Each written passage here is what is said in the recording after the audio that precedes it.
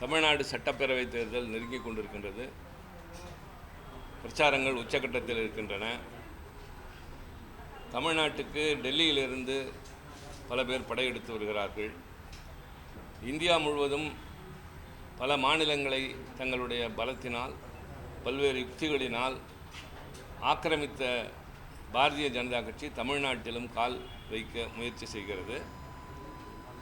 அதை தடுப்பதற்கான எல்லா முயற்சிகளிலும் திராவிட முன்னேற்ற கழகத்தின் தலைமையிலான மதசார்பற்ற முற்போக்கு கூட்டணி முழு மூச்சுடன் களத்தில் இயங்கிக் கொண்டிருக்கின்றது. அதற்கு பல்வேறு காரணங்கள் இருக்கின்றன. இந்த தேர்தலில் எங்களுடைய கூட்டணி வெற்றி பெறும் என்ற முழுமையான நம்பிக்கை இருக்கிறது. இது அதீதமான நம்பிக்கை என்பதல்ல, தன்னம்பிக்கை. 5 ஆண்டு காலம் நடைபெற்ற திராவிட மாடல் ஆட்சி தமிழக முதல்வர் தளபதி அண்ணன் மு.க. ஸ்டாலின் அவர்களுடைய தலைமையினால் தமிழ்நாட்டை இந்தியாவின் பல நிலைகளில் உயரிடத்திலே முதல் இடத்திலே உட்கார வைத்திருக்கின்றது. இரண்டாவதாக நாங்கள் கொள்கை அளவிலே ஒரு வலிமையான கூட்டணியை அமைத்திருக்கிறோம். எல்லோரும் எத்தனை இடத்திலே போட்டி என்பதை விட பாரதிய ஜனதா கட்சியினுடைய எல்லாம் ஒன்று என்று சொல்லக்கூடிய அந்த ஒற்றைத்தன்மையை கொண்டு வருகிற அந்த குணத்தை தடுக்க வேண்டும் என்பதற்காக அந்த முயற்சியில் ஈடுபட்டு வருகிறோம். அதனால் தான் முதலமைச்சர் செல்லுகிற இடங்களெல்லாம் டிஎம்கே வர்சஸ் என்டிஏ அலையன்ஸ் என்று சொல்கிறார். என்டிஏ அலையன்ஸ் என்பது இப்போது புதிய பதம் பெற்றிருக்கிறது, நியூ டெல்லி அலையன்ஸ் என்று. காரணம், தமிழ்நாட்டை டெல்லியிலிருந்து ஆள முயற்சிக்கின்றார்கள். அதிமுக தன்னுடைய தலைமையில் இயங்குவதாக சொன்னாலும் கூட அவர்களை இயக்குவது, அந்த கூட்டணி கட்சியில் இருப்பவர்கள் சார்ந்திருப்பது எல்லாம் டெல்லியில் இருக்கிற பாரதிய ஜனதா கட்சியைத்தான். ஆக அவர்களை நாங்கள் எதிர்ப்பதற்கு பல காரணங்கள் இருக்கின்றன. மிக முக்கியமாக இந்தியாவினுடைய தனித்தன்மை என்பது வேற்றுமையில் ஒற்றுமை காண்பது. இங்கே பல மொழிகள், பல இனங்கள், பல கலாச்சாரங்கள், பல பண்பாடுகள் என்று உள்ள இந்த நாட்டில் ஒரு மொழி தான் இருக்க வேண்டும், எல்லாம் ஒற்றைத்தன்மையாக இருக்க வேண்டும், ஒரே கல்வி முறை தான் இருக்க வேண்டும், ஒரே தேர்தலாம் நடக்க வேண்டும் என்று சொல்வது எதையோ நோக்கி செல்வதாக இருக்கின்றது.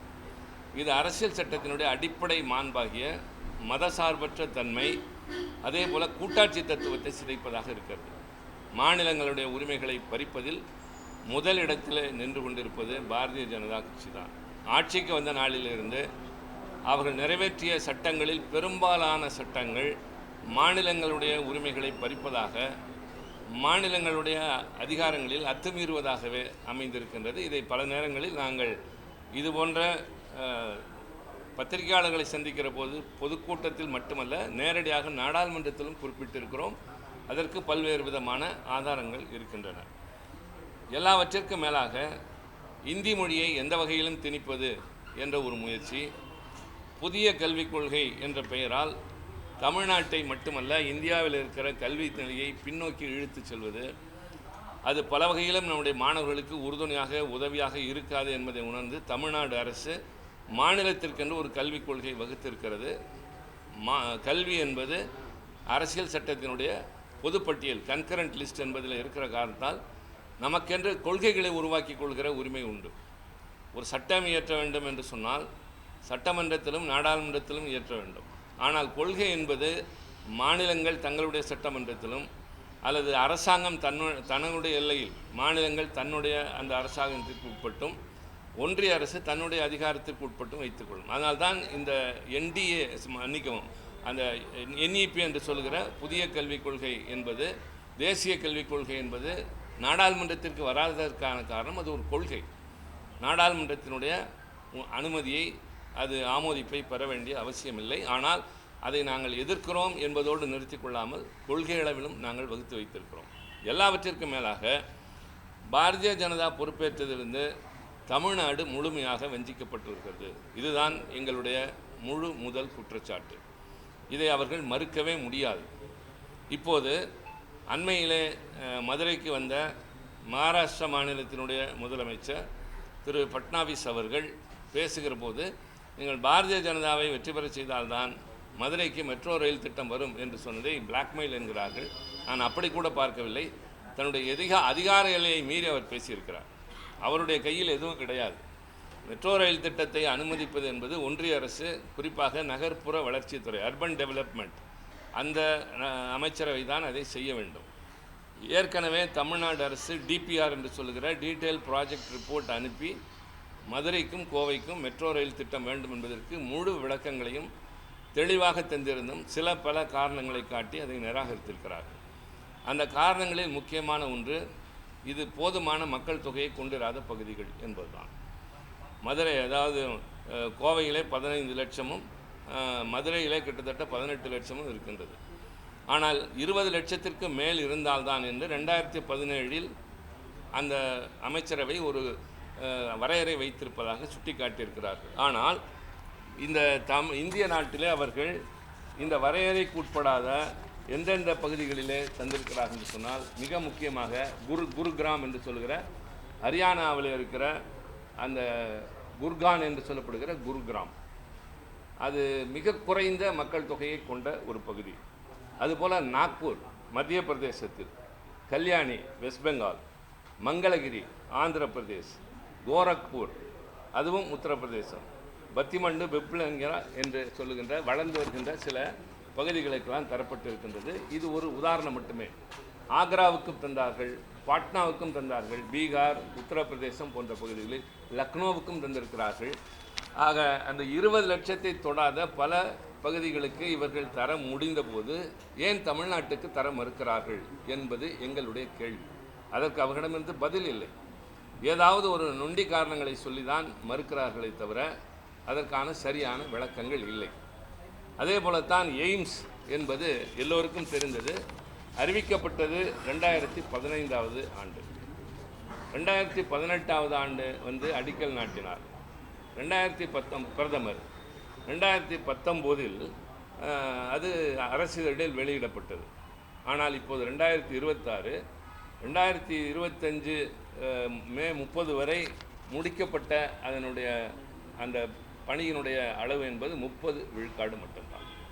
ஆனால் அதே 2015 அறிவிக்கப்பட்ட பல்வேறு பகுதிகள், அதாவது ஜம்மு காஷ்மீர் பகுதியில் அறிவிக்கப்பட்டது தந்திருக்கப்பட்டிருக்கிறது, கவுஹாத்தியிலே அறிவிக்கப்பட்டது முழுமையடைந்து விட்டது, கோரக்பூரிலே அறிவிக்கப்பட்டது நடந்து முடிந்து விட்டது, பத்லாண்டிலே அறிவிக்கப்பட்டது நடந்து முடிந்து செயல்பட்டு கொண்டிருக்கிறது. ஆக இப்போது கேட்கிற நாட்டு மக்கள் எங்களுக்கு சொல்ல வேண்டும், அதே 2015 அறிவிக்கப்பட்ட வேறு மாநிலங்களிலே அறிவிக்கப்பட்ட எய்ம்ஸ் நடைமுறைக்கு அதாவது கட்டி முடிக்கப்பட்டு செயல்முறைக்கு இப்போது இட் இஸ் ஃபங்க்ஷனிங். ஆனால் தமிழ்நாட்டில் இன்னும் 30 விழுக்காடு தான் நிறைவுற்றிருக்கிறது என்று சொன்னால் தமிழ்நாட்டு வளர்ச்சியில் அவர்களுக்கு அக்கறை இல்லை.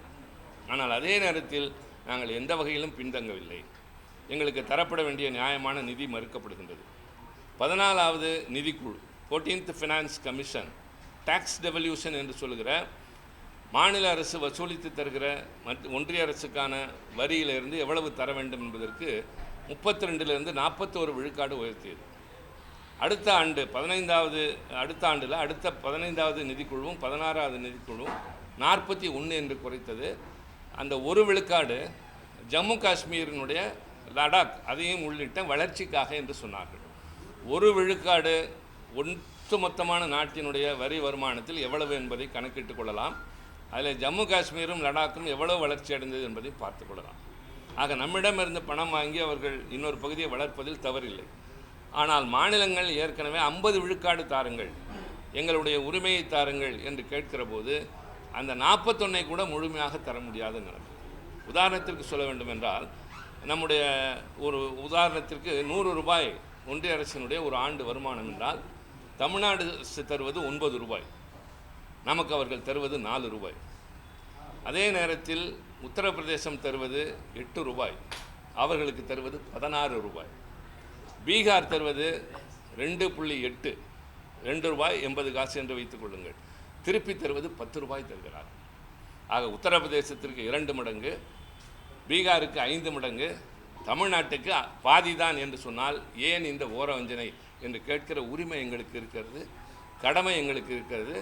இது திராவிட முன்னேற்ற கழகம் என்பதாக அல்ல, ஒரு மாநிலம் என்று பார்க்க வேண்டிய இந்த அரசாங்கம், ஒன்றிய அரசாங்கம் ஒருதலை பட்சத்தோடு பார்க்கிறது. நாங்கள் எல்லா வகையிலும் முன்னோக்கி சென்று கொண்டிருக்கிறோம். மராட்டிய மாநிலமும் உத்தரப்பிரதேசமும் பலவற்றிலே முதலிடத்தில் இருந்தது. குஜராத் இருந்தது, இப்போது அந்த வகையிலேயே இல்லை. குறிப்பாக சிறு குறு தொழில் என்று சொல்வதில் மராட்டிய மாநிலத்தை விட தமிழ்நாட்டில் இன்றைக்கு நாங்கள், அதாவது ரொம்ப அருமையான தகவல், இந்தியாவினுடைய மொத்த ஏற்றுமதி அல்லது இந்தியாவினுடைய மொத்த வரி வருவாய், ஜிடிபி என்று சொல்லக்கூடிய மொத்த வருமானம், அந்த வருமானம் என்பது அதில் 40 விழுக்காடு சிறு குறு தொழில்கள் தருபவை. சந்திராயன் 3 போன்ற முக்கியமான துறைகளிலே அவர்கள்தான், இராணுவத்திலே செய்யப்படுகின்ற பல அவர்களால் தான் செய்யப்படுகின்றன. அந்த துறையை அவர்கள் ஊக்கப்படுத்துவது இல்லை.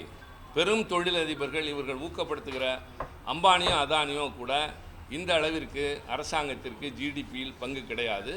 சிறு குறு தொழில், சாதாரணமான பெண்கள், இளைஞர்கள், வேலையற்றவர்கள், படித்துவிட்டு வேலை தேடுபவர்கள், கிராமப்புறத்தில் இருக்கிறவர்கள் ஈடுபடுகின்ற இந்த சிறு குறு தொழிலில் தமிழ்நாட்டில் 47 லட்சம் சிறு குறு தொழில்கள் இருக்கின்றன. We stand in the second place. இங்கே நாம் வேலைவாய்ப்பை அதன் மூலமாக 2.5 கோடி பேருக்கு வேலைவாய்ப்பை தருகிறோம்.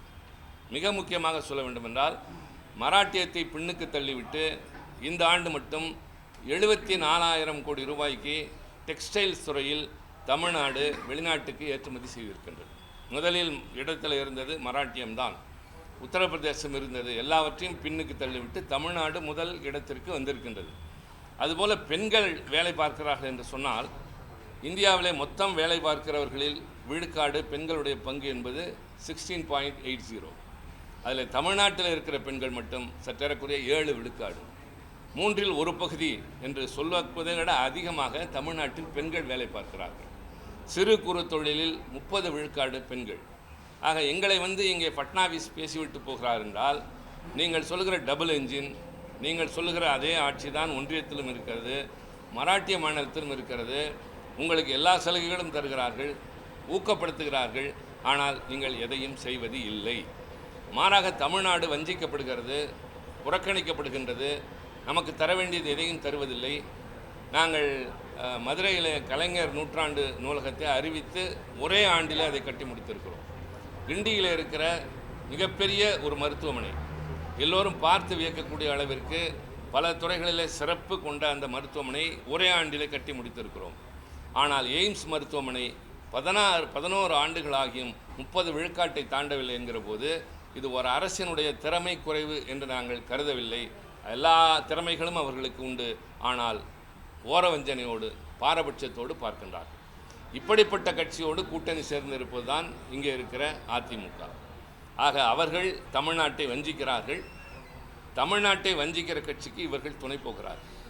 ஒரு சமீபகால தகவலை சொல்கிறேன், பல பேர் கவனித்திராத ஒன்று.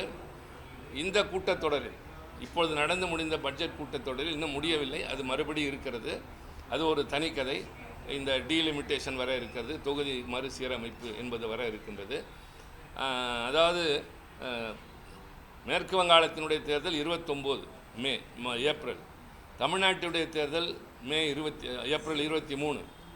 தமிழ்நாட்டிலிருந்து மக்களவை மாநிலங்களவையிலிருந்து எதிர்க்கட்சியை சார்ந்தவர்கள் மட்டும் 55 பேர் நாடாளுமன்ற உறுப்பினர்கள்.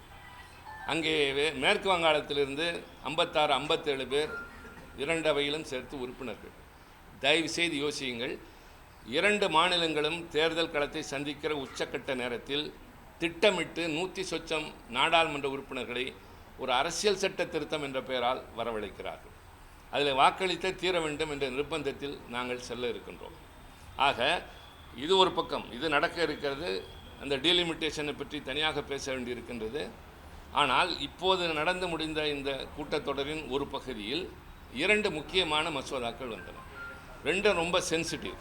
ஒன்று, திருநங்கையர்களுக்கான உரிமைகளை பறிக்கின்ற மசோதா. ஏற்கனவே திருநங்கையர்களுக்கு நான் கொண்டு வந்த தனிநபர் மசோதா மாநிலங்களவையில் 45 ஆண்டுகளுக்கு பின்னால் நிறைவேறியது எல்லோருக்கும் தெரியும். பின்னர் அரசாங்கம் ஒரு மசோதா கொண்டு வந்து அதை திருநங்கையர் சமுதாயம் புறக்கணித்தது. பின்னர் மீண்டும் ஒரு மசோதாவை என்னுடைய மசோதாவிலிருந்து எடுத்து வடித்து தந்தார்கள். அதுவும் முழுமையாக இல்லை. ஆனாலும் அது நிறைவேறி சட்டமாகி நடைமுறைக்கு வராத நேரத்தில் இப்போது என்னவெல்லாம் செய்திருக்கிறார்கள் என்று சொன்னால், மீண்டும் எல்லோருடைய தகவலுக்காகவும் சொல்கிறோம், நான் திருநங்கை என்று யாராவது போய் சொன்னால், கலைஞர் அழகான அந்த பெயரை வைத்தார். திரு என்பது ஆண்பால், நங்கை என்பது பெண்பால் என்று சொல்லி வேறு வேறு பெயரில் அழைத்த அவர்களுக்கு தலைவர் கலைஞர் அந்த பெயரை சூட்டினார். அந்த திருநங்கையர்கள் நான் திருநங்கை என்று கேட்டால் சான்றிதழ் கொடுப்பார்கள். இனிமேல் அவர்கள் they have to present before committee, ஒரு மருத்துவர்கள் கொண்ட குழுவுக்கு முன்னால் சென்று தாங்கள் திருநங்கை என்பதை நிரூபிக்க வேண்டும். பின்னர் அதை மாவட்ட ஆட்சித்தலைவருக்கு செல்ல வேண்டும். ஆக இந்த privacy, right to privacy, it is against the constitution. நான் பேசுகிற போது அதைத்தான் சொன்னேன். It is totally unconstitutional and will be struck down by the supreme court என்று சொல்லியிருக்கிறோம். ஆக அது மட்டுமல்ல, யாராவது ஒரு திருநங்கை சென்று அதில் இருக்கிற குரு என்று சொல்லக்கூடியவரை காட்டி இவர் என்னை அச்சுறுத்தி என்னை திருநங்கையாக மாற்றினார் என்றால் 6 ஆண்டுகளில் இருந்து ஆயுள் தண்டனை வரை தரக்கூடிய தண்டனை கொண்டு வரப்பட்டிருக்கிறது. இதை எதிர்த்து திருத்தங்கள் கொடுத்தோம், தேர்வு குழுவுக்கு அனுப்ப சொன்னோம், எதிர்த்தோம். அதை ஆதரித்து வாக்களித்த கட்சி அதிமுக. அடுத்த மசோதா, தயவுசெய்து தெரிந்து கொள்ளுங்கள், பல பேருக்கு தெரியாத ஒன்று, CAPF என்று சொல்கிற சென்ட்ரல் ஆர்ம்டு போலீஸ் ஃபோர்ஸ். இப்போது விமான நிலையத்தை அவர்கள் தான் பாதுகாக்கிறார்கள், தேர்தல் பணியை அவர்கள் தான் பார்க்கிறார்கள், எல்லையோரத்தில் அவர்கள் தான் நிற்கிறார்கள். Border security force, Indo Tibet border, இப்படி பல அமைப்புகள் இருக்கின்றன. CRPF, இவர்கள் சற்றேறக்குறைய பல லட்சம் பேர் வேலை பார்க்கிறார்கள். ஒருவர் ஒரு பணி உயர்வு பெறுவதற்கு 14 ஆண்டுகள் காத்திருக்க முடியும். அவருடைய நிலைமை கொடுமையான நிலைமை. கால வரையறை இல்லாமல் பணியாற்றுகிற அவர்களுக்கு ஒரு பணியிடத்தில் உயர்வுக்கு 14 ஆண்டுகள். ஆனால் அவருடைய உயர் பொறுப்பு DIG, IG போன்றவற்றுக்கு இதிலிருந்து வருகிறவர்களே நியமிக்காமல் IPS ஆஃபீஸர்ஸை டெப்யூட் செய்கிறார்கள். இதை எதிர்த்து அவர்கள் உச்சநீதிமன்றத்தில் வழக்கு தொடுத்தார்கள். உச்சநீதிமன்றம் மே 25 அவர்களுக்கு ஆதரவாக தீர்ப்பு கொடுத்தது. அரசாங்கம் மேல்முறையீடு செய்தது. தயவுசெய்து இதை கவனித்துக் கொள்ளுங்கள். மீண்டும் அந்த ரெவ்யூ பெட்டிஷனை விசாரித்த உச்சநீதிமன்றம் அந்த ரெவ்யூ பெட்டிஷனை நிராகரித்து தன்னுடைய அதே தீர்ப்பை அக்டோபர் மாதம் 2025 உறுதி செய்தது. இப்போது அதற்கு மாற்றாக நாடாளுமன்றத்தில் கொண்டு வரப்பட்ட மசோதாவில் அங்கே நிரந்தரமாக IPS ஆஃபீஸர்ஸை டெப்யூட் செய்யலாம் என்று சொல்லி அந்த CAPF சோல்ஜர்ஸினுடைய குடும்பங்களில் வயிற்றில் அடிக்கிற, அவருடைய வாழ்வில் இவ்வளவு உழைத்தாலும் கடந்த 3 ஆண்டுகளில் 348 பேர் தற்கொலை செய்து கொண்டு செத்திருக்கிறார்கள். CAPF அந்த அமைப்பில் 50,000 பேர் பணி வேண்டாம் என்று சொல்லிவிட்டு போயிருக்கிறார்கள். இவ்வளவு ஒரு பாதகமான சட்டத்தை உச்சநீதிமன்றத்தினுடைய தீர்ப்பு, நீட் தேர்வு ஏன் கொண்டு வந்தீர்கள் என்று கேட்டால் நாங்களா செய்தோம், உச்சநீதிமன்றம் சொன்னது என்கிறார்கள். ஆனால் உச்சநீதிமன்றம் சொன்னதையும் மீறி CAPFக்கு எதிராக அவர்கள் கொண்டு வந்த இந்த மசோதாவை எதிர்த்து பேசியிருக்கிறோம். நான் திருத்தங்கள் கொடுத்தேன். பின்னர் அது வாக்கெடுப்பில் அவர்களுக்கு தான் சாதகமாக வந்தது. அதை ஆதரித்து வாக்களித்த இந்த அரசாங்கம், மோடி அரசாங்கம் கொண்டு வந்த அந்த CAPF சட்டத்திற்கும் டிரான்ஸ்ஜெண்டர் திருநங்கையர்கள் சட்டத்திற்கும் ஆதரவு கொடுத்த கட்சி அதிமுக. குறித்து கொள்ளுங்கள். பாதிக்கப்பட்டவர்களுக்கு பாடுபடுகிற கட்சி, குரல் கொடுக்கிற கட்சி திமுக. நாதியற்றவர்களுக்காக பாடுபடுகின்ற, போராடுகின்ற கட்சி திமுக. ஆனால் தாங்கள் கூட்டணியில் இருக்கிறோம் என்கின்ற பெயரால் அவர்கள் செய்வதற்கெல்லாம் துணை போகிற கட்சி அதிமுக. நாங்களும் ஒரு காலத்தில் இருந்திருக்கிறோம். ஆனால் கொள்கை அளவிலே சிலவற்றை நடைமுறைப்படுத்தக்கூடாது என்று எழுத்தளவிலே கையெழுத்து வாங்கி கொண்டு பின்னர் கூட்டணியில் இருந்தோம். ஒத்துவராத போது வெளியே வந்தோம். ஆனால் அவர்கள் பதவிக்காக எதையும் செய்ய தயாராக இருக்கிறார்கள். எல்லாவற்றிற்கும் மேலே இன்றைக்கு எதிர்க்கட்சி தலைவர், முன்னாள் முதலமைச்சர் மரியாதைக்குரிய திரு எடப்பாடி பழனிசாமி அவர்கள் சொல்கிறார், நாங்கள் இஸ்லாமியர்களுக்கு நண்பர்கள் என்று அல்ல.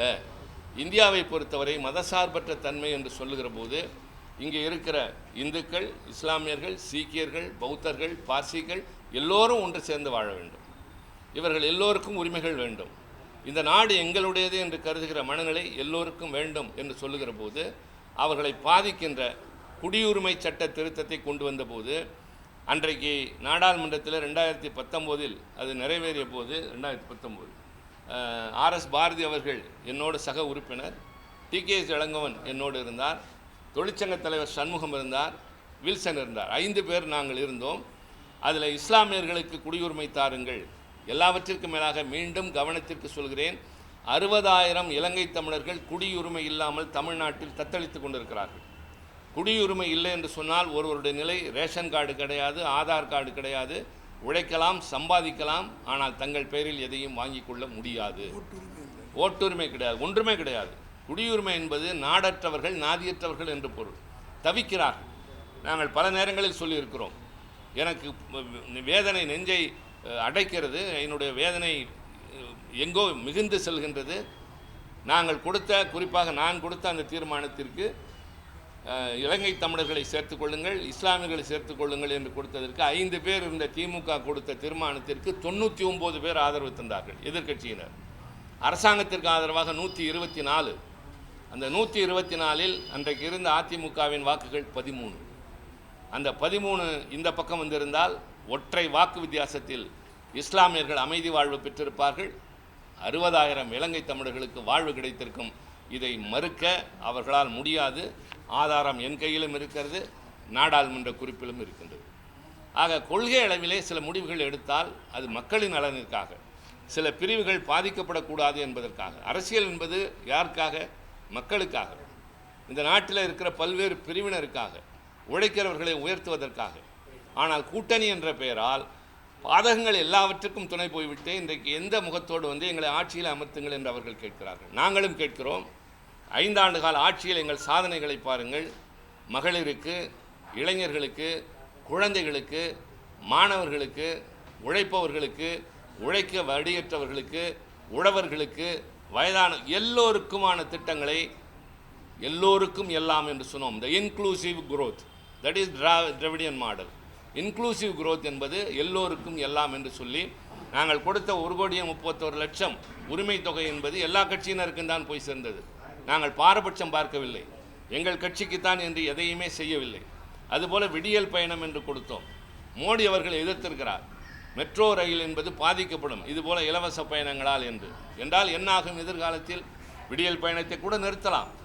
இவர்கள் வாக்குறுதி தருகிறார்கள், சாத்தியமில்லாதையெல்லாம் பேசுகிறார்கள் என்று கூட நான் சொல்ல மாட்டேன். யாரோடு இருந்து கொண்டு இதையெல்லாம் சொல்கிறீர்கள்? யார் இதையெல்லாம் எதிர்க்கிறார்களோ அவர்களோடு இருந்து கொண்டு சொல்கிறீர்கள். ஆக பேசுவதற்கு நிறைய இருக்கின்றது. ஆனால் இந்த உங்களுடைய இப்போது நான் சந்திக்க கிடைத்த இந்த வாய்ப்பின் மூலம் சொல்ல விரும்புவது, திராவிட முன்னேற்ற கழகத்தின் தலைமையிலான ஆட்சி 5 ஆண்டு காலத்தில் எ சக்ஸஸ்ஃபுல் அட்மினிஸ்ட்ரேஷன் பிகாவ். நிதி ஆயோக் என்கின்ற அமைப்பு சொல்லியிருக்கிறது, இந்தியாவிலே பல துறைகளில் மதிப்பீட்டின் அளவிலே அவர்கள் எந்த அமைப்பையும் எந்த கட்சியும் சாராதவர்கள், எந்த அரசாங்கத்தையும் சாராதவர்கள், நாட்டில் எந்த மாநிலம் எந்த அடிப்படையில் வளர்ந்திருக்கிறது என்பதை துல்லியமாக கணக்கெடுக்கக்கூடியவர்கள். அப்படி எடுக்கக்கூடியவர்கள் தந்திருக்கக்கூடியது தொழில்துறையில் மக்கள் நலத்திட்டங்கள், வெல்ஃபேர் ஸ்கீம்ஸ், அதே போல் பெண்களுக்கான பாதுகாப்பு, கல்வி, இவற்றில் முதல் இடத்தில் நிற்பது தமிழ்நாடு அண்ட் கேரளா என்று சொல்லியிருக்கிறது. இந்த 2மே எங்களுடைய அரசாங்கம். மிக முக்கியமாக நான் இப்போது இன்னொன்றை சொல்ல விரும்புகிறேன். ஒப்பிட்டு கொள்ளுங்கள். நான் மாநில அரசுகளோடு மட்டும் போட்டியிடவில்லை, நாங்கள் ஒன்றிய அரசோடும் போட்டியிடுகிறோம். இந்த ஆண்டு நிதிநிலை அறிக்கையில் ஒன்றிய அரசாங்கம் ஊரக வளர்ச்சித்துறைக்கு தந்திருப்பது தன்னுடைய மொத்த பட்ஜெட்டில் 3.68%. ஆனால் தமிழ்நாடு தந்திருப்பது 11.2%. விவசாயத்திற்கும் வேளாண்மைக்கும் அவர்கள் தந்திருப்பது 2.63%. நாங்கள் தந்திருப்பது 18.5. கல்விக்கு அவர்கள் தந்திருப்பது 2.60% of the total budget. Tamil Nadu தந்திருப்பது 22.3. நகர்ப்புற வளர்ச்சி, வீட்டு வசதி துறைக்கு அவர்கள் 1.60, நாங்கள் 11.3. அதே போல் எனர்ஜி பவர் என்று சொல்லக்கூடிய மின்சாரத்துறைக்கு அவர்கள் தந்திருப்பது 0.56%, not even 1%, but Tamil Nadu has given 18%. நாங்கள் தந்த இடைக்கால இந்த நிதிநிலை அறிக்கையிலே கூட முன்பு தந்ததை விட அதிக நிதி கல்வித்துறைக்கு, மருத்துவத்திற்கு, தொழில்துறைக்கு ஒதுக்கப்பட்டிருக்கின்றது. அதற்கும் புள்ளி விவரங்கள் இருக்கின்றன. எல்லாவற்றையும் ஒரே நேரத்தில் சொல்ல முடியாது. ஆக தமிழ்நாடு மாநிலங்களோடு போட்டி போடுகிறது. நிதி ஆயோக் சொல்கிறது நாங்கள் முதலிடத்தில் இருக்கிறோம் என்று. அது வெறும் கற்பனை அல்ல. பெண்கள் வேலைவாய்ப்பில், தொழில் வளர்ச்சியில், சிறு குறு தொழில் முன்னேற்றத்தில், முதலீட்டில், சட்டம் ஒழுங்கு பாதுகாப்பில் எல்லாவற்றிலும் முதலிடத்தில் இருக்கிறோம். மக்கள் தங்களுடைய தேவைகளை தாங்களே நிறைவேற்றி கொள்ளுகின்ற காலம் வரை அவர்களுடைய தேவைகளை அரசாங்கம் பார்த்து கொள்வதுதான் எங்களுடைய திட்டங்கள். அவை பேர் இலவசம் என்பது அல்ல. தங்களுடைய அடிப்படை தேவைகளை நிறைவேற்ற வழியற்றவர்கள், உழைத்தும் தேவையான அளவிற்கு பொருள் கிடைக்காதவர்களுடைய தேவைகளை அரசாங்கம் ஏற்றுக்கொள்கின்றது. வாங்குகிற ஆசையை தூண்டுகிற சமுதாயத்தில் வாங்குகிற சக்தியை தராத சூழ்நிலை வளர்ந்து வருகின்ற பொருளாதாரத்தில் இருக்கிற போது அரசாங்கத்திற்கு அந்த கடமை இருக்கிறது. நாங்கள் ஏழையின் சிரிப்பில் இறைவனை காண்பவர்கள். அடிமட்டத்திலிருந்து மேலே வந்திருப்பவர் இன்றைய முதலமைச்சர். இங்கே இருக்கிற நாங்கள் 50 ஆண்டு காலத்திற்கு மேலாக அவரோடு பயணம் செய்து அவரை பார்த்தவர்கள். அறிஞர் அண்ணா சொன்னதற்கேற்ப மக்களிடம் சென்று மக்களோடு வாழ்ந்து அதன் மூலமாக அனுபவம் பெற்று முதலமைச்சரானவர். அதன் விளைவாகத்தான் எங்கள் ஆட்சியின் திட்டங்கள் மக்களால் வரவேற்கப்படுகின்றன, இவர்களால் விமர்சிக்கப்படுகின்றன. சுருக்கமாக சொல்கிறேன், தமிழ்நாட்டில் வளர்ச்சியில் அக்கறை இல்லாத, நம்மை வஞ்சிக்கிற, புறக்கணிக்கிற, எந்த வகையிலாவது இதை நசுக்க வேண்டும், தான் ஆளுமை செய்ய வேண்டும் என்று சொல்லுகிற பாரதிய ஜனதா கட்சி அதை ஏற்கனவே நடைமுறையில் நிரூபித்து விட்டாகிவிட்டது. நான் பல உதாரணங்களை சொல்லியிருக்கிறேன். அந்த கட்சியோடு சேர்த்து அதிமுக வலம் வருகின்றது, பல வாக்குறுதிகளை தருகின்றன. ஆனால் இவர்களோடு இவ்வளவு காலம் இருந்து எல்லா பாதகமான சட்டங்களுக்கும் உறுதுணையாக இருந்துவிட்டு எந்த முகத்தோடு வருகிறார்கள் தெரியாது. ஆனால் நாங்கள் நல்லது செய்திருக்கிறோம், நாட்டை முன்னேற்றியிருக்கிறோம், பல வகையிலே போட்டி போட்டு நிரூபித்து காட்டியிருக்கிறோம். தமிழ்நாடு நம்பர் 1 பல துறைகளில் என்று பெயர் வாங்கியிருக்கிறோம். மீண்டும் மக்களை நாடி செல்கிறோம். ஆக இதன் மூலமாக சொல்ல வருவது, தமிழ்நாட்டில் கால் வைக்க முனைகின்ற, தமிழ்நாட்டின் கலாச்சாரத்தை பண்பாட்டை உலகத்தின் தொன்மையான மொழிகளில் மூத்த மொழியாகிய தமிழ் மொழியை புறக்கணித்துவிட்டு அதற்கு பதிலாக சில 100 ஆண்டுகளுக்கு முன்னால் வந்து இந்தியை கொண்டு வந்து முன்னிறுத்துகிற, நாங்கள் இந்திக்கு எதிரி அல்ல, ஆனால் தமிழுக்கு மாற்றாக இன்னொரு மொழிக்கு மாற்றாக இந்தியை கொண்டு வருவதை கடுமையாக எதிர்ப்போம், எந்நாளும் எதிர்ப்போம். இந்தி திணிப்பை என்றும் எதிர்ப்போம். அது எங்கள் மூல கொள்கை. மாநிலங்களின் உரிமைகளுக்கு போராடுவோம், ஒன்றிய அரசின் வலிமைக்கு நிற்போம். நாங்கள் எந்த காலத்திலும் நாட்டினுடைய ஒற்றுமைக்கு எதிராக இருந்தது இல்லை. இந்த நாடு பாதுகாப்புக்காக தவித்த நேரத்தில் எல்லாம் அந்த அறிஞர் அண்ணா திராவிட நாடு கோரிக்கையை கைவிட்டிருக்கின்றார். தலைவர் கலைஞர் நிதியினை வாரி வழங்கியிருக்கின்றார். இப்போது நடைபெற்ற பல்வேறு நிலைகளிலே கூட இன்றைய முதலமைச்சர் நான் ஒட்டுமொத்தமாக நாடு அதன் பாதுகாப்பு என்று வருகிற போது முதலிடத்தில் இருக்கிறார். ஆக நாங்கள் எந்த வகையிலும் யாருக்கும் பின்தங்கியவர்கள் அல்ல. We are second to none. அதே நேரத்தில் நாங்கள் ஒரு மாநில கட்சி, மாநிலத்தை ஆளுகிற வாய்ப்பை மக்கள் தந்தார்கள். எங்களுடைய வாய்ப்பின் மூலம், நிர்வாகத்தின் மூலம் நிலைநிறுத்தி இருக்கிறோம். தீர்ப்புக்கு மக்களை எதிர்நோக்கி இருக்கிறோம். சார், மக்களுக்கான வரி பணத்துல வந்து பங்கீடு கொடுக்கிறது வந்து அரசாங்கத்துடைய கடமை. இப்போ ஒன்றிய அரசு வந்து தமிழ்நாட்டுக்கு நிச்சயமா அது தரணும். ஆனா இப்போ நீங்க ஒரு திமுக தரப்புல ஒரு கவுண்டிங், கமலாலயத்துல ஒரு கவுண்டிங் அப்படி சொல்லும் போது மக்களுக்கு சில விஷயங்கள் நேரடியா தெரிய வரது இல்லை. நம்ம இங்கேயும் கொஸ்டின் முன்வைக்கிறோம், செய்தியாளர்கள் அங்கேயும் வைக்கிறோம். இந்த தேர்தல் சமயத்துல திமுக பிளஸ் பாஜக செய்தி தொடர்பாளர்கள் ஏன் வந்து மக்கள் முன்னாடி ஒரு புது இடத்துல இருந்து இந்த நிதி பகிர்வை பத்தி டிஸ்கஸ் பண்ணக்கூடாது? இப்போது அதாவது தனிப்பட்ட முறையில் யார் யார் எந்தெந்த இடத்தில் எத்தனை தடவை என்பது ஒரு ஊரில் நான் பேசி அவர்கள் பேசினால் இன்னொரு ஊரில் இன்னொருவர் கூப்பிடுவார், இவர் செல்ல வேண்டும், இவர் செல்ல வேண்டும், இன்னொருவர் வர வேண்டும். இது போய் அதனால் தான் இப்போது இவ்வளவு பேர். இந்த தொலைக்காட்சிகள் என்பவை யாரோ சிலரிடம் பேசுவதல்ல, ஒரு ஊரில் பேசுவதல்ல. நான் இப்போது 100 பொதுக்கூட்டங்களுக்கு பேசியது சமம் இப்போது உங்கள் முன்னால் பேசியது. லட்சக்கணக்கானவர்கள் பார்க்க போகிறார்கள். இது போன்ற இடத்தில் நாங்கள் சொல்கிறோம், எங்கள் வாதங்களை வைத்திருக்கிறோம், கருத்துக்களை சொல்லியிருக்கிறோம், அதற்கான விளக்கங்களையும் தேவையான ஆதாரங்களையும் தந்திருக்கிறோம்.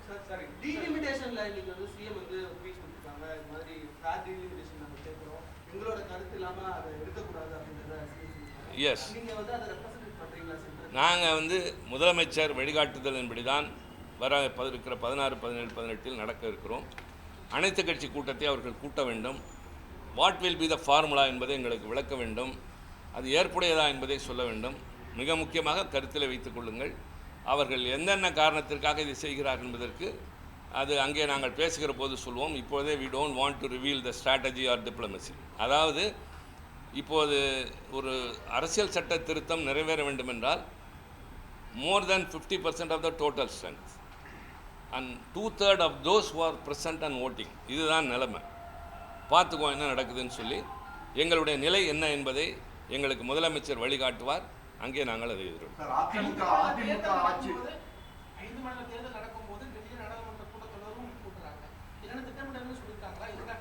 வேண்டுமென்று, அதாவது நான் நேற்றைக்கு முன்தினம் மீண்டும் என்னுடைய பொறுப்பேற்பதற்காக சென்றபோது நான் நாடாளுமன்ற விவகாரத்துறை அமைச்சரிடம் தனியாக பேசினேன். ஏன் இதை நீங்கள் ஒரு 15 நாள் கழித்து, அதாவது 29க்கு பின்னால் வையுங்கள், வாக்கெடுப்புக்கு முன்னால் கூட நீங்கள் நடத்தலாம் என்று சொன்னேன். ஆனால் அவர்கள் அதை முற்றிலுமாக மறுத்துவிட்டார். அவசரம் ஒன்று, இந்த ஸ்கை ஓன்ட் ஃபால் டவுன். 3 ஆண்டுகள் இருக்கின்றன அடுத்த தேர்தலுக்கு. டீலிமிட்டேஷன் கமிஷன் அமைக்க வேண்டும். You have to redraw the boundaries of the constituencies. என்னென்ன அடிப்படையில் எல்லாம் இருக்கிறது. அதுக்கு 3 ஆண்டுகள் இருக்கிற போது 15 நாளில் என்ன ஆகிவிடப் போகிறது என்றால் வேண்டுமென்றே எங்களை இங்கிருந்து அங்கு கொண்டு செல்ல வேண்டும். இப்போ நாங்கள் எல்லாம் பிரச்சாரத்துக்கு போக வேண்டியவர்கள் அங்கே செல்ல வேண்டிய நிர்பந்தத்திற்கு ஆளாகிறோம். ஒவ்வொரு முறையும் இது மாதிரி தான் செய்கிறார்கள். இதெல்லாம் ஒரு ஆரோக்கியமான அரசியல் அல்ல. ஒரு தேர்தல் நடக்கிற போது அதில் பணியாற்றக்கூடிய முக்கியமான தலகர்த்தர்களை அங்கிருந்து வேறு இடத்திற்கு கொண்டு போய் உட்கார வைப்பது என்பது யுத்த தந்திரம் அல்ல, இது ராஜதந்திரமும் அல்ல, மலிவான தந்திரம். அதிமுக ஆட்சி அமைந்தவுடன் 3 மாதத்துல வந்து கஞ்சா முழுமையாக ஒழிக்கப்படும் இபிஎஸ் சொல்றாங்க. சாத்தியம் எதை இபிஎஸ் வந்து 3 மாதத்துல கஞ்சா போதை பழக்கம் வந்து முழுமையாக தமிழகத்தில் அழிச்சிருவோம் அப்படின்ற மாதிரி சொல்றாரு. வந்தா பார்த்துக்கோம், நாங்கள் செஞ்சுருக்கோம். அதாவது இப்போ சொல்கிற நித்தி ஆயோக் சொல்லுது சட்டம் ஒழுங்கு பாதுகாப்பதில் தமிழ்நாடு முதலிடத்தில் இருக்கிறது, முன்னணியிலே நிற்கின்றது. நாங்கள் we are doing everything the best. நீங்கள் யூபியில் போய் எடுத்துக்கோங்க, என்ன நடக்குதுன்னு பாருங்கள், பீகாரில் என்ன நடக்குதுன்னு பாருங்கள், எந்தெந்த மாநிலத்தில் அவங்க ஆளுகிற மாநிலத்தில் எவ்வளவு பாதங்கள், மகாராஷ்டிராவில் போய் பாருங்கள், என்னென்ன கொடுமைகள் என்பதை சொல்லலாம். எனக்கு நேரம் இல்லை, உங்களுக்கு நேரம் இல்லை. You cannot carry everything which I say here like a public meeting. அதெல்லாம் முடிஞ்ச அளவுக்கு சொல்கிறேன். நீங்கள் comparatively you go to all the states ruled by BJP, அது யூபியாக இருக்கலாம், மத்திய பிரதேசாக இருக்கலாம், குஜராத்தாக இருக்கலாம், ஏன் மராட்டிய மாநிலமாக இருக்கலாம், எந்த இடத்திலும் தமிழ்நாட்டை விட அவர்கள் சிறந்தவர்களே அல்ல. நாங்கள் மிகச்சிறப்பாக பண்ணுகிறோம். அவர் சொல்கிறாருன்னா வந்தால் வரட்டும், வர முடியாது, வந்தான்னு தான் சொல்கிறார். நாங்கள் இருந்து காட்டியிருக்கிறோம். இன்னொன்று, அதாவது கஞ்சா ஒழிப்பேன்னு சொல்கிறாருல்ல, அவருடைய ஆட்சியில் தான் குட்கான்றதும் ஒரு போதைப் பொருள் தான். அந்த குட்காவில் டிஜிபியிலேருந்து கமிஷனர்லேருந்து அவங்க அமைச்சர்கள்லாம் லஞ்சம் வாங்கினாங்க. அதை என்பது சிபிஐ, நாங்கள் இல்லை, சிபிஐயே வழக்கு போட்டு நடந்து கொண்டது. ஆக அவருடைய ஆட்சியில் துவக்கப்பட்ட அந்த கஞ்சா கலாச்சாரம் 5 ஆண்டு காலம் அவர் ஜெயலலிதா ஆட்சியிலும் அதுக்கு பிறகு அது அதிகமாச்சு. இந்த 5 ஆண்டு காலம் புள்ளி விவரத்தோடு சட்டமன்றத்தில் கலைஞர் தலைவர் சொல்லியிருக்கிறார், கஞ்சாவை ஒழிப்பதற்கு திமுக அரசு எடுத்திருக்கிற நடவடிக்கை. ஆனால் அவங்க போதைப் பொருள் விற்கிறதுக்கு கமிஷனர் டிஜிபியிலிருந்து கமிஷனர்லேருந்து லஞ்சம் வாங்கி சிபிஐயை வழக்கு போடுங்க. சார், அப்புறம் நீட் விவகாரத்தில் 7.5 அரசு பள்ளி மாணவர்கள் கொடுக்குறத 10% உயர்த்தும்னு சொல்லி வாக்குறுதி கொடுத்தாங்க. ஆனால் இன்னும் வர 5 ஆண்டுகள் ஆட்சியில் இருந்தால் திமுக வந்து அதை பற்றின எந்த ஒரு நடவடிக்கை எடுக்கலன்னு சொல்லி இபிஎஸ் நாங்கள் வி ஹவ் டோல்டு நிறைய விஷயங்களை நடைமுறைப்படுத்திக்கிட்டு இருக்கோம். இன்னும் நாங்கள் செய்ய வேண்டியிருக்கு, நிறைய பண்ணியிருக்கிறோம். என்னென்ன வேலைலாம் செய்ய முடியுமோ அந்த வேலை போதுமான அளவுக்கு நான் தகவல் தந்திருப்பதாக கருதுகின்றேன். இதுக்கு அவங்க மறுப்பு சொல்லட்டும். நான் எதுவுமே யாரையுமே வந்து எதிர்த்து அந்த மாதிரிலாம் பேச கிடையாது. எங்களுடைய நிலையை சொல்லியிருக்கிறேன். தமிழ்நாடு எப்படி வஞ்சிக்கப்படுகிறது என்று சொல்லியிருக்கிறேன். எல்லாவற்றையும் மீறி, எல்லா தடைகளையும் மீறி தமிழ்நாட்டை பொருளாதாரத்துறையில் 16.9 எங்களுடைய மாநில பொருளாதார வளர்ச்சி. அதே மாதிரி நாட்டோட பொருளாதார வளர்ச்சிக்கு நாங்கள் நிறைய கான்ட்ரிபியூட் பண்ணியிருக்கோம். Very much below. நான் நல்ல கேள்வி கேட்டீங்க, மகிழ்ச்சி. Very much below. இப்போ ஒன்றிய அரசு டாக்டர் மன்மோகன் சிங் விட்டுட்டு போகிறப்ப it was only 55 lakh crore, 55 லட்சம் கோடி. இன்றைக்கு பாரதிய ஜனதாவினுடைய கடன் 214 லட்சம் கோடி. இதுக்கு பதில் சொல்லுங்கள். Thank you very much.